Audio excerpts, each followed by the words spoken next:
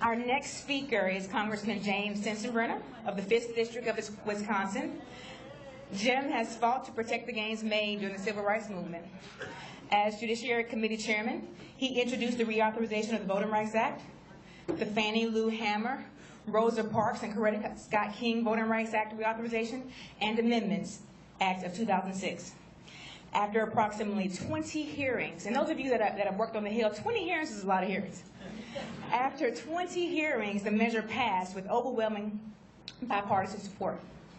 So, however, the Supreme Court recently struck down a key provision of this law, but since then, Congressman Sensenbrenner has worked closely with his colleagues on both sides of the aisle to update the VRA so that this most sacred democratic right will not be jeopardized. So if you please, let's welcome Jim Sensenbrenner.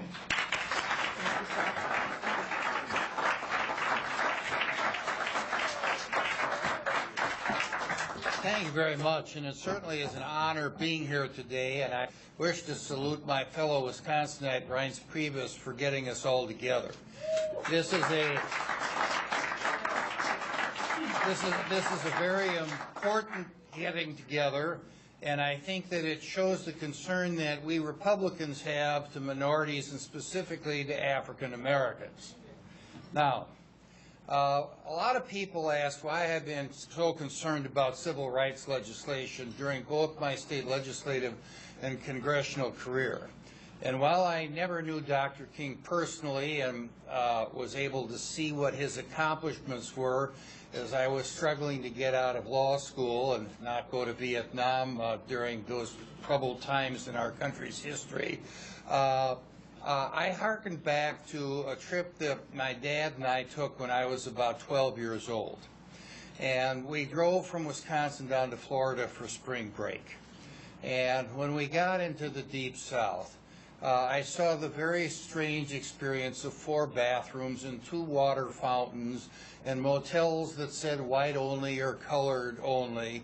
And when we stopped for gas, there was usually an African American that filled my dad's car up with gas, and then a white man came out and collected the money.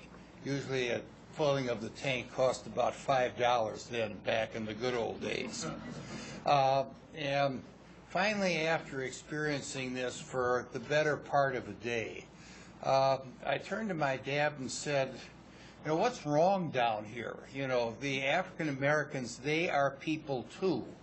And they seem to be kept almost in a state of slavery, even though we Northerners fought a civil war to end slavery for all time and to preserve the Union, led by the first Republican president.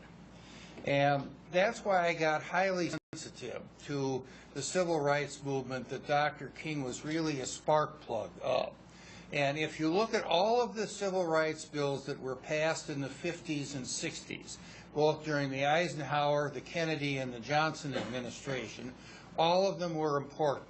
But the most important of all, in my opinion, was the Voting Rights Act, because it took away artificial barriers to register and vote. It gave minorities a clear shot at winning elective office, which various types of discrimination, both overt and subtle, prevented them from doing. And that gave me my commitment to keep the Voting Rights Act alive and well. I was able to broker the deal that kept it going in 1982, and in 2006 I gave a commitment to the NAACP convention that we would reauthorize the Voting Rights Act during that session of Congress. And I was able to do that as chairman of the Judiciary Committee with the 20 hearings and the 15,000 pages of testimony, which the Supreme Court decided either to ignore or decided it was too much for them to read, to look at what discrimination was still occurring in many of the covered jurisdictions under Sections 4 and 5 of the law. I am committed to restoring the Voting Rights Act as an effective tool to prevent discrimination, more subtle discrimination now than overt discrimination. This is going to be difficult because of the way the court worded its decision. But so far, this effort has been bipartisan and bicameral. A month and a half ago, Congressman John Lewis and I went over and testified before the Senate Judiciary Committee on how important the Voting Rights Act is. And at the end of the testimony, Mr. Lewis turned around and put his arm on my shoulder and said, "Jim, you are my friend and my brother." And that was one of the highest compliments that I have received in almost 46 years in elected public office. Senator Leahy said that I'm a civil rights icon. I said, no, I'm not an icon, I'm a mechanic. And my job is to fix the Voting Rights Act. Now, the first thing we have to do is to take the monkey wrench that the court threw in it out of the Voting Rights Act, and then use that monkey wrench to be able to fix it so that it is alive, well, constitutional, and impervious to another challenge that will be filed by the usual suspects. I'm with you on this. And